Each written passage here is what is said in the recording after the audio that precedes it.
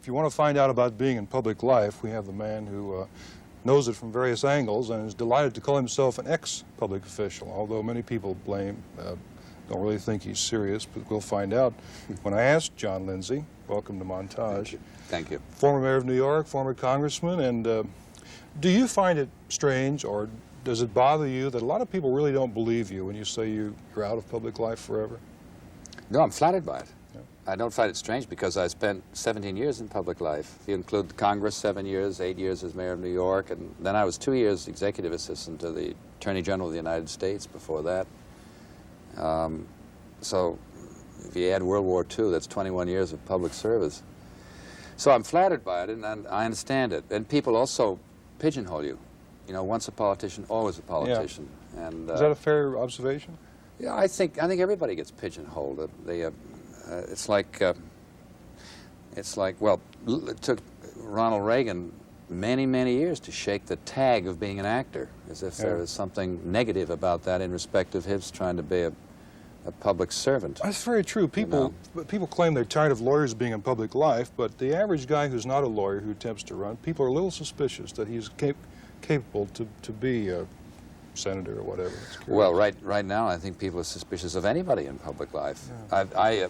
I filmed the New Hampshire primary, and I filmed the Iowa delegate caucus system, which is a very complex method of choosing candidates for the presidency. And the thing I found more than anything else was, after Watergate, we don't trust any politicians anymore. Do you think you're better? A lot of it. Do you think you're better able to report on politics with the background you've had of being in it? Yeah. Or are you too close? It helps me a little bit because I know what's in their head. Yeah. And I also know when they want to avoid something, and how to do it. And what I do is I try to do it from the point of view of my own experience too, and I don't try to hide that because I'm not a reporter. Yeah. If I can do anything in the world of information and communication, I've got to do it on the basis of my own training. When you were a little boy, did you want to be in public life? No.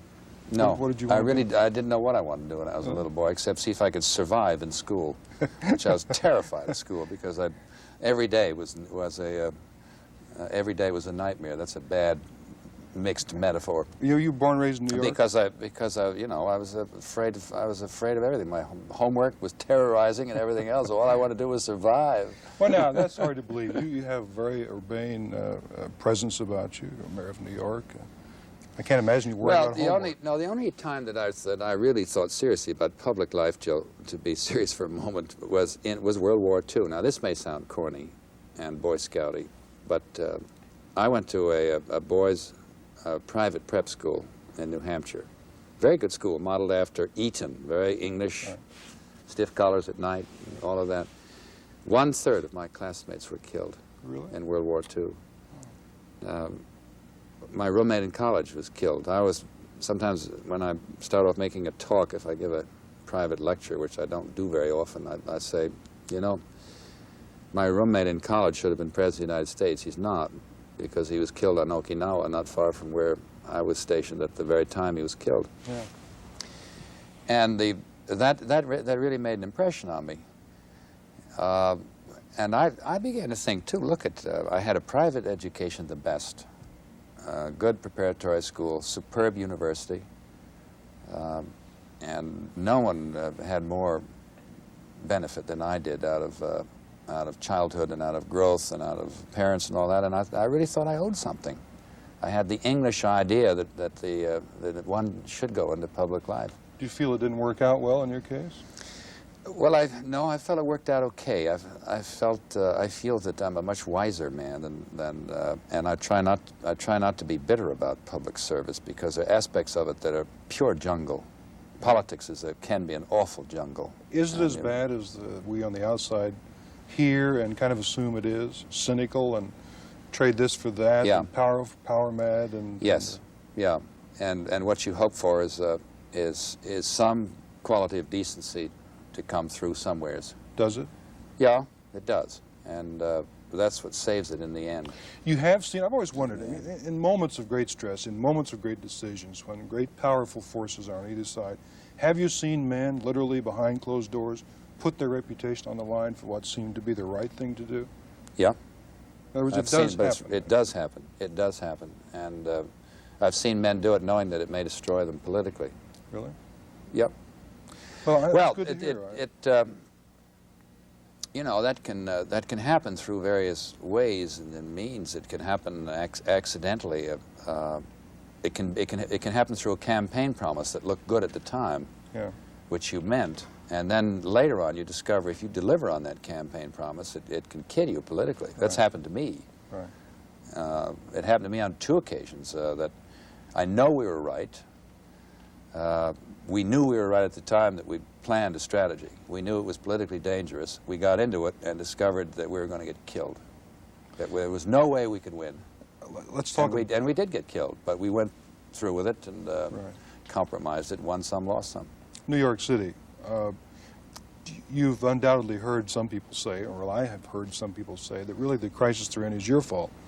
That it all happened while you were the mayor, and poor Abe Beam, although he was a comptroller, suddenly becomes mayor, and he's got this can of spaghetti spilling all over his hands. But how do you feel about those Well, comments? I kept my silence on that until the New York City and Governor Kerry and Beam were through struggling with the federal government, not on bailout, because there was no bailout, cash bailout. It was a credit arrangement is what it was. And I didn't want to rock that boat. And then after that, I spoke up because I was thoroughly fed up with it. You think it's unjustified to Yeah. do that? I'd studied the transition of the history of New York of mayor to mayor to mayor over the long years, and the transition from my own administration to Beam was of such nature that I believe very firmly, and my cabinet then and now believed that my successor was left a very tidy ship indeed, relatively speaking, compared to other transitions. I talk about the fiscal problems of New York. My last month in office, based on the most careful probing of the city's fiscal management, Standard & Poor's, which is the sine qua non when it comes to judging fiscal prudence of public institutions and private institutions, raised the credit ratings of New York from BAA to A. Their greatest competitor, Moody's, had done the same 12 months earlier. We had a balanced budget. We had excellent relations with the banks. The crime rate of New York was lower than here and going down. We have a horrible burden of New York that is imposed upon New York unfairly and I believe unconstitutionally by the federal government and a weird set of state laws that makes New York City the only city in the country that has to pay the cost of migrating poor people, welfare. Yeah. That's a $1 billion item in the budget every year, which if it was not there, New York would have not only an easily balanced budget, but a surplus. Now, being out of public life, not being... So I hope with any sense of bitterness. Now I'm free to take issue with that comment when I hear it made. Self-defense, I guess. Well, we worked hard for 8 long years, the longest and loneliest and hardest and also the best of my life. And we feel that we did much to contribute to the most complex, difficult, and toughest problem in the nation, which is the toughest city in the world, New York. You undoubtedly miss some of the accoutrements of office, the power, the excitement. Well, power is a narcotic, and politics is a narcotic, and it's the world's most dangerous narcotic. I've been on the streets long enough and in jailhouses long enough looking at people and other things to have seen every narcotic there is, from tobacco to alcohol to heroin, and none of them is as addictive as is power, which is politics, which is why people are in it. And none of them is as dangerous, because power is a very dangerous thing. And look what happened to President Nixon. He had power, corrupted it, didn't know how to use it. His own insecurities and other problems led him to try to change around the entire balance of powers in the country. What did you think of his trip to China? Well, if it wasn't so kind of serious in many ways and appalling, I'd say it was comical. It's the best funny page. It's the best funny paper I've read in a long time. Do you think the American people feel that way? Get a sense of... No, I don't know. I'm worried because I think that you could come to a time here when Mr. Nixon could be, again, a power in the Republican Party. Do you really think Yeah. I don't think he's going to run for anything or could run for anything, but I can see candidates for various offices, particularly the presidency, traipsing to his doorstep to consult and have their pictures taken, and I can see him appearing at Republican conventions and getting standing ovations. Thank you for being with us. Thank you for being honest, candid, and the book is The Edge, which we have talked about, the third that Mr. Lindsay has written, and you can see him on another station, on another network, sometimes in the morning, doing his new thing, and we thank you again for being with us. Thank you, Joe. I enjoyed it. Thank you. We'll be right back.